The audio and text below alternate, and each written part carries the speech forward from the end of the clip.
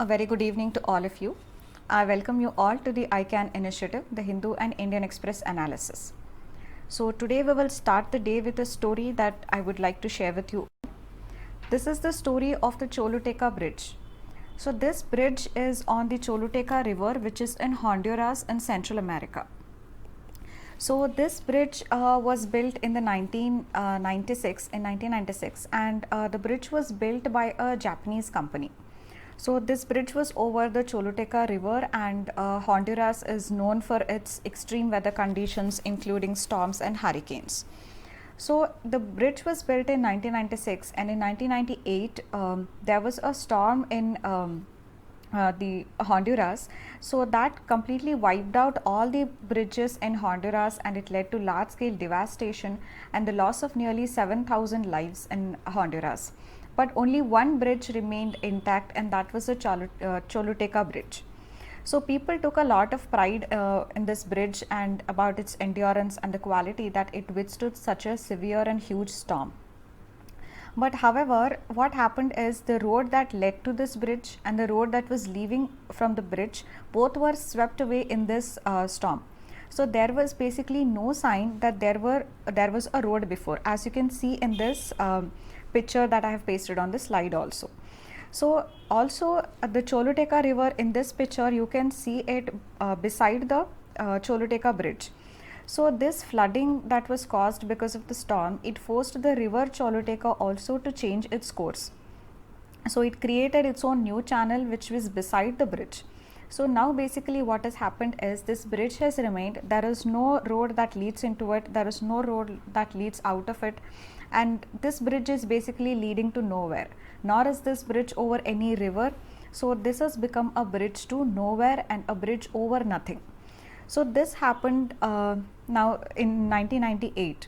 So the biggest lesson that we can learn from the Choluteca Bridge is that even today the world is changing in unimaginable ways.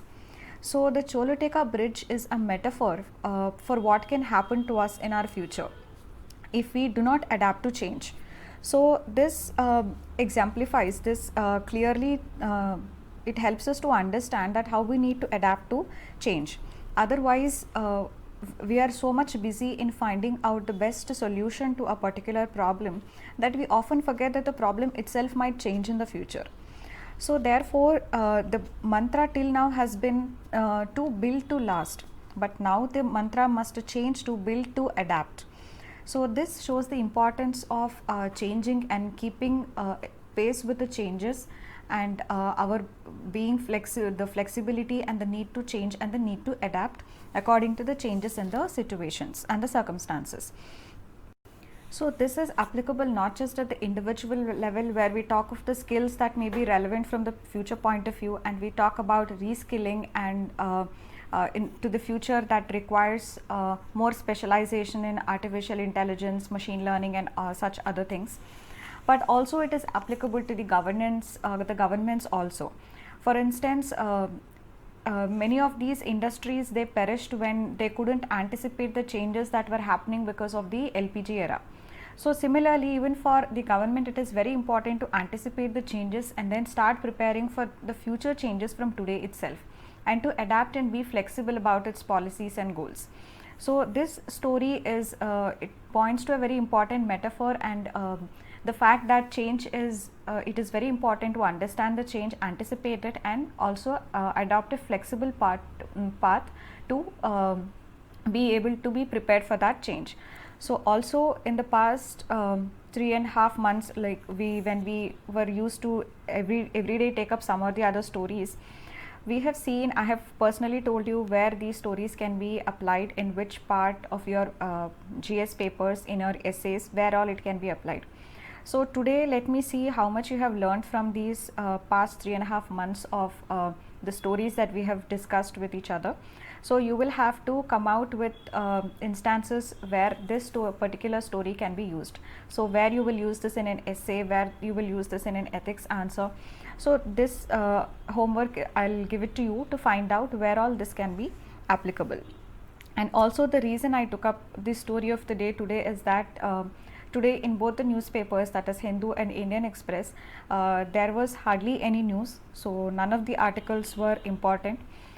Everything was a repetition of the Jammu and Kashmir issue or something that we have already discussed in detail before.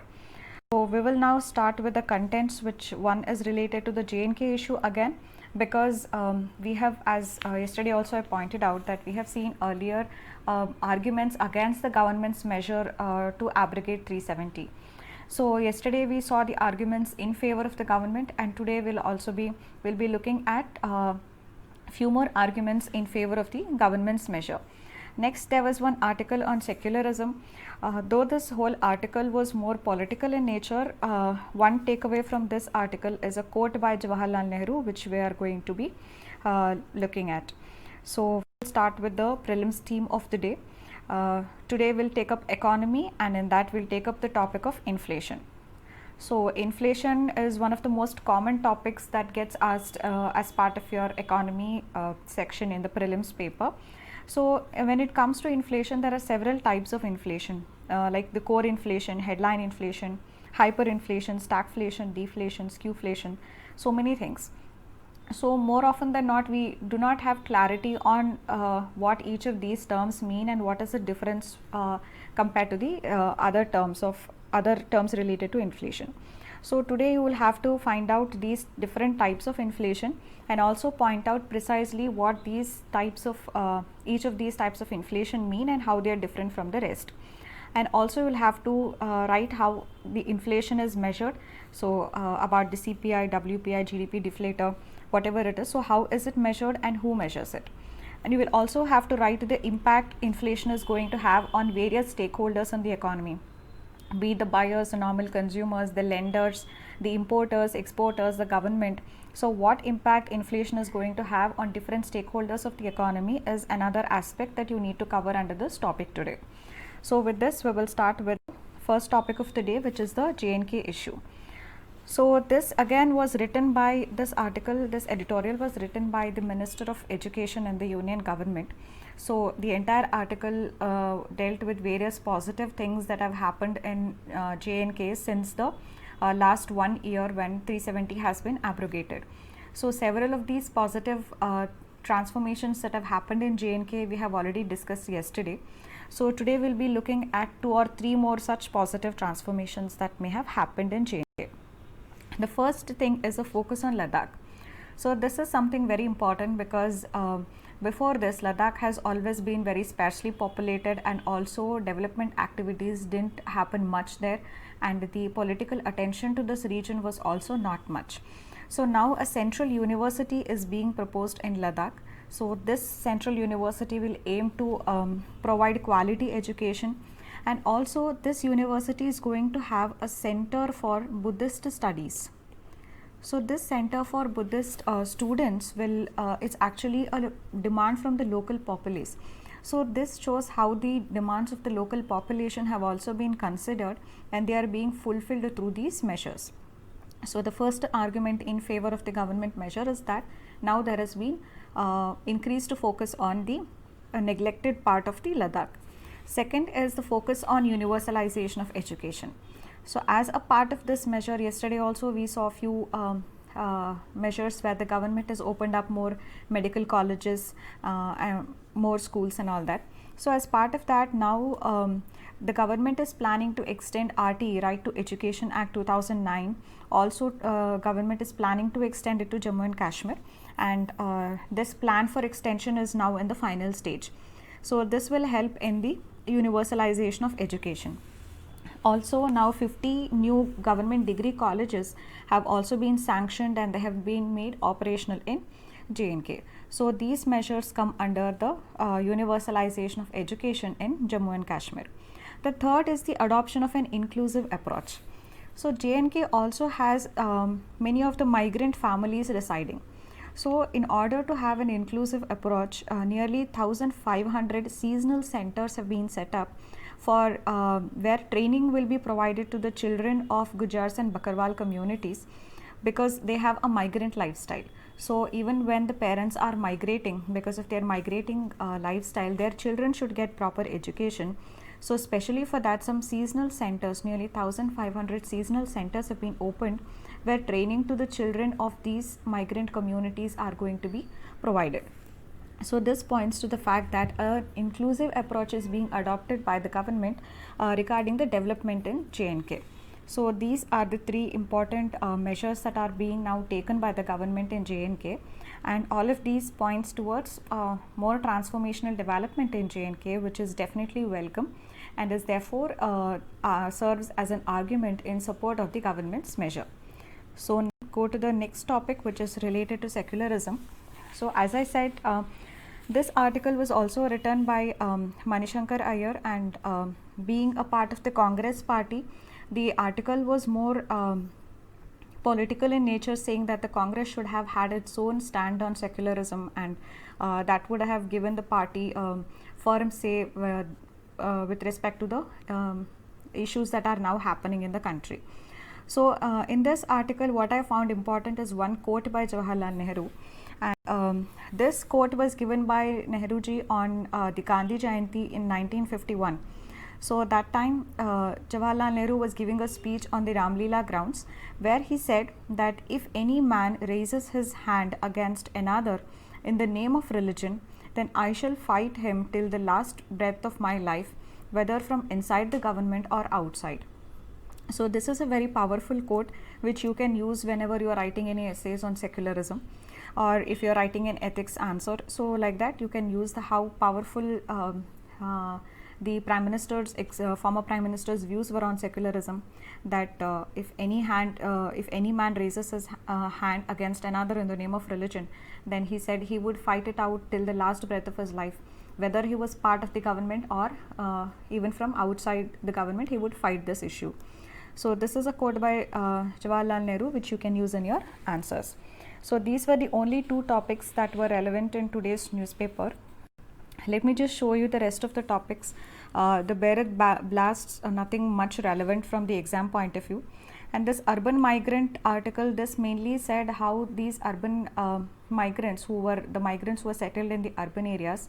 So once the coronavirus pandemic started, they wanted to move back to the rural areas, even though they knew that the rural areas are not going to provide them any economic help or any financial help, but still they wanted to go back because they fear that they don't want to die alone, and their last rites will not be performed. So that was a main focus of this article, so it was not relevant from the exam point of view. So this nuclear vulnerabilities, because it forms anniversary of this bombing on Hiroshima and Nagasaki. So the issue is definitely important about the nuclear weapons, but the content of the article was not very relevant from the exam point of view. And also on nuclear weapons and the measures that are being taken in the world, the status of nuclear weapons in the world, the CIPRI report, all of that we have seen in detail. We have discussed in the past ICANN videos very thoroughly and comprehensively. So this article didn't add any value to it. So next is how to pay for the stimulus. This was kind of a response that was given to the Manmohan Singh's article, where we discussed the other day that how to inject confidence in the economy and how to ensure economic revival post pandemic. So various measures are being explored. One is to raise the debt, another is deficit financing. So like that, which again we have discussed previously. Next is again Manrega's help, we have discussed in detail before. Then again on Kashmir issue itself, there are three articles on again the J&K issue, which again we have discussed in detail. So all of these articles were not relevant from the exam point of view, and we have discussed these topics in much greater details and more comprehensively before. So now we'll go to the prelims question. Peace to prosperity plan. This is often seen in news. This is associated with what? So you will have to find out what this peace to prosperity plan means. And one more thing I wanted to tell you, that this, for instance, we just discussed the quote by Jawaharlal Nehru on secularism. So secularism per se is a very important topic which you might find in your GS1 paper or GS2 paper. But because in this whole article, the only thing I found important was this quote by Nehruji. But the topic as such is very important, and I am refraining from discussing these topics in detail now because I know you all are focusing on your prelims examination, and topics like secularism are going to be in news every year. So even after your prelims, these topics are going to be in news for sure. So we will take up a detailed discussion of such topics once you are done with the prelims. So for now, I'm refraining from discussing these topics so that you can focus more on your prelims exam. So only on those days where newspaper itself has good amount of content, the length of the video will be longer, but otherwise rest assured everything I have read, and there was nothing important in the newspaper, and we won't be discussing extra things, just to ensure that you all focus now on prelims. So that's it for today. Thank you.